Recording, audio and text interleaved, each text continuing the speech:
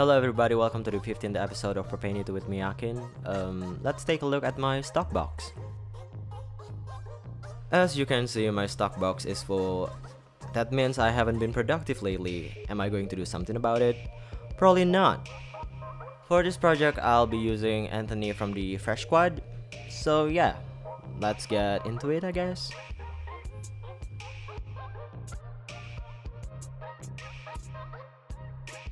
First things first, I remove the head from the body. Using nail polish remover, I tried to erase the factory mark on his back, but it was really hard, so I used 100% acetone instead. Also, if you think my camera work is better, that's because I set my camera on automatic, because I'm done playing with the ISO and whatever, because I have no idea how to control all those shit.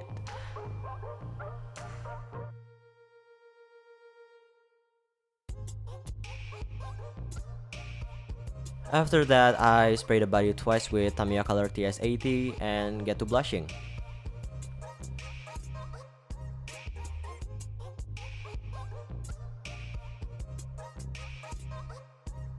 For blushing, I usually only use one color that is one shade darker than the skin tone. I blush the knees, I blush the elbows. When it comes to blushing the torso, just follow the contour from the sculpting, it's usually not that difficult. Also, I only use the makeup brush to blend the pastel.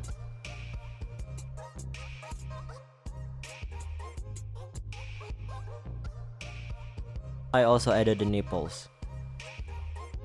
Almost forgot, always protect your working surface with something soft. I got a little heavy on the acetone while erasing the factory mark and it stained the fucking back.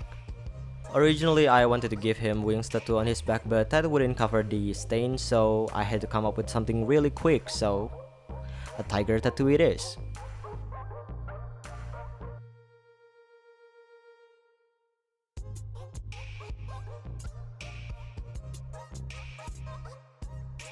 I sketched the tattoo with black watercolor pencil.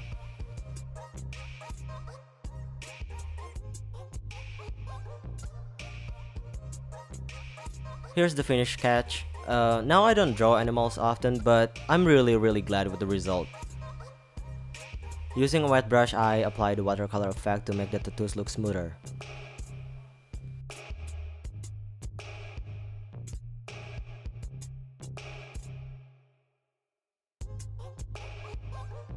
Using a dry white watercolor pencil, I define the mane. Is that what it's called? You know, the hair around that area and the whiskers.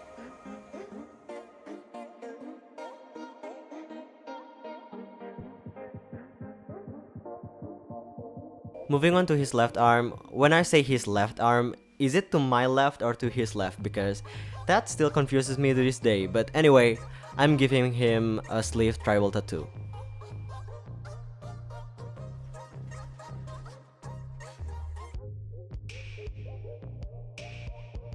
Oh yeah, another tip, if you're making tattoos on several parts of the doll, assuming you're doing all of them on the same layer, protect the ones you've already done with cling wrap because you don't want to risk smudging the ones that you've already finished.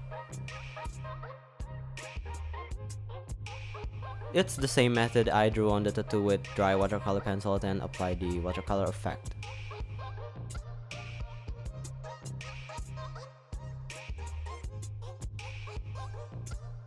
For his other arm, I'm giving him a koi fish tattoo on the upper part.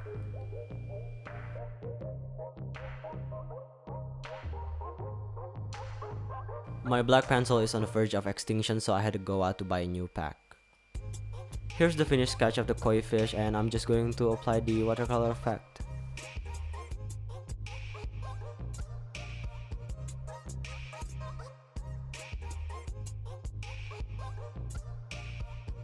I think roses would be good for the forearm.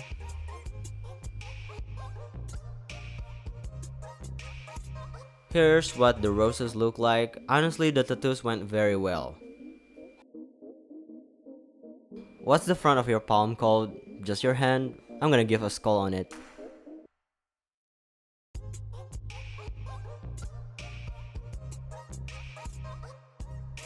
Moving on to the front part of the body, I'm giving him a heart on one side of his chest. like a literal human heart, but it's a drawing, so it's not literal. What? Anyways,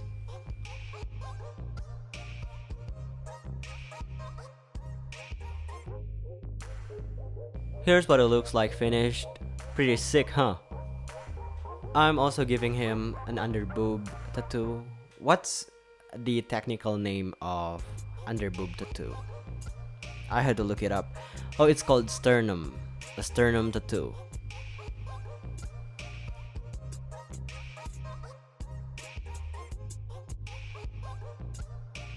On the other side of the chest, I wrote 2019 in Roman numerals because this is my first doll of 2019.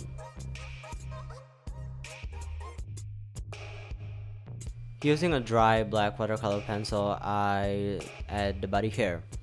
I find scribbling make the body hair appear curly.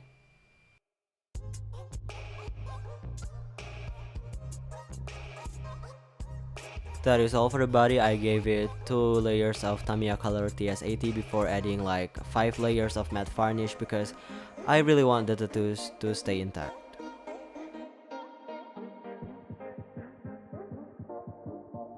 Moving on to the head, I actually have done the face once, but I really didn't like it, so I erase it and start all over again.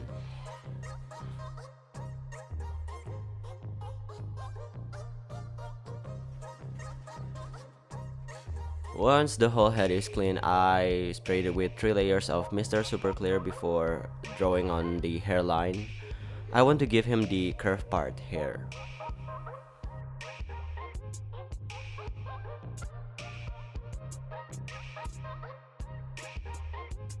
I spray it again with MSC, then blush. I blush the area of the eyes, the sides of the nose, the lips, the ears, the jaws, and a little bit on the cheeks.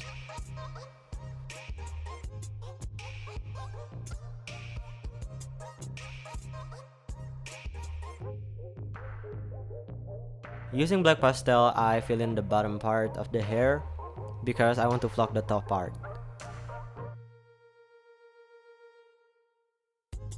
I sprayed again with MSC before mapping the eyes with watercolor pencil.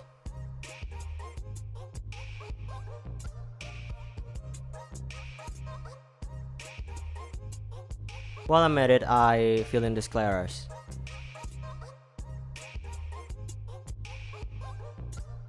To finish this layer, I also initiate the eyebrows with black pastel.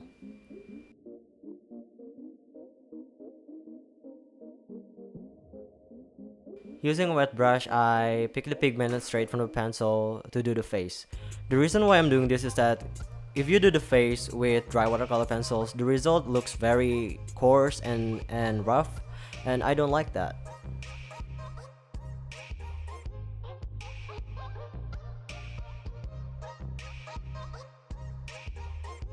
I spray it again with MSC, and I keep doing this until I'm happy with the opacity.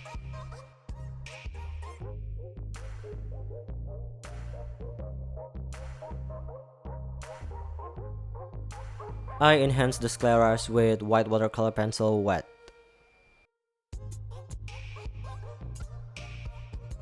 I paint on the nostrils.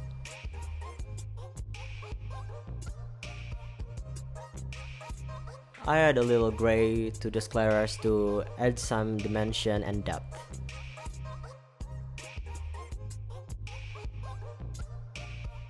I add a darker brown around the irises to add a little something.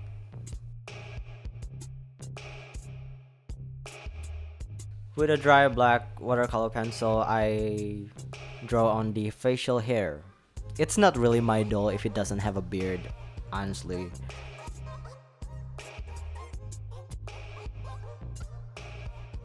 I keep darkening the borders of the irises and also the mouth line.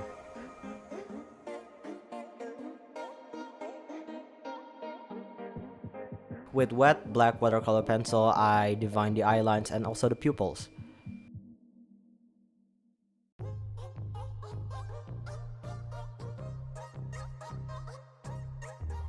I spray it again with Mr. Super Clear before adding the last and the most satisfying part of any face up, the eye shines. Those little white dots really make the face look alive and complete. I love them.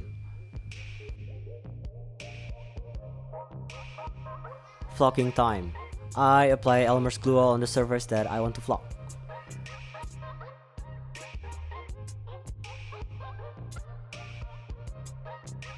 Then I apply the flocking powder, and by flocking powder I mean black acrylic yarn that I cut up into tiny bits. Though I'm considering to buy real flocking powder in the future. Once the glue is dry, I use toothbrush to get rid of the excess flocking powder.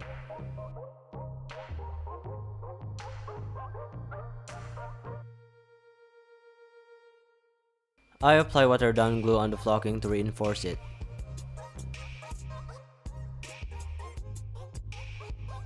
Here's what the finished head looks like.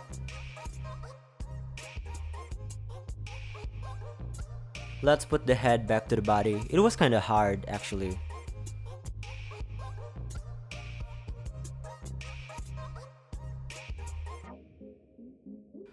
For the shoes, I repaint them white first. Then I give them black and gold details. Anyway, in my case, the gold paint looks better on black background instead of white.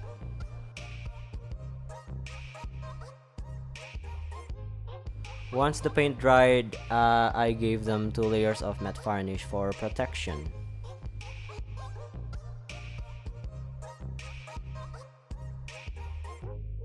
For his clothes, I made him a yellow turtleneck shirt with 4 plastic snaps on the back for closure.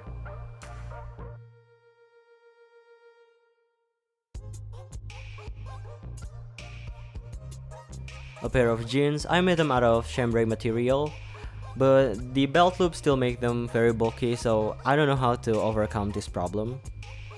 For closure, there are 2 little metal snaps in the front.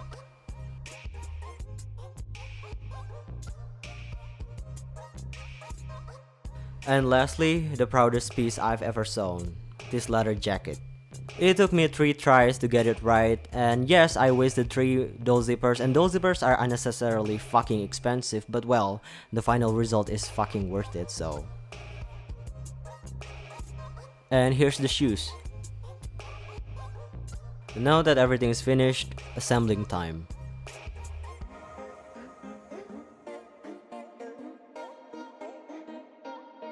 I think I did a subpar job for the face up, but I put a lot of effort on the tattoos and the clothes, so I guess those compensate that. Also, one thing that I noticed about the Fresh Squad dolls is that the hands and the feet are made out of the same material as the rest of the body, which is something pretty weird for a doll like this. The reason why I made him is that I wanted model dolls. You know, in case I want to make some doll clothes without doing a whole doll, I could just put those clothes on these dolls. And he is the first one I've ever made. Yes, there will be more to come, so stay tuned if you're interested. Also, I'm changing his name to Marcus because, I don't know, he looks like a Marcus to me, so no more Anthony. And this is my fucking 15th doll, and I only have like 200 subscribers. I'm really getting paid dust around here, huh? Just kidding, I'm really grateful of all 200s of you. But in case I got big, y'all are the OGs. I guess this is it for this episode. I hope you enjoyed it. Like and subscribe if you want to. See you in the next video. Bye.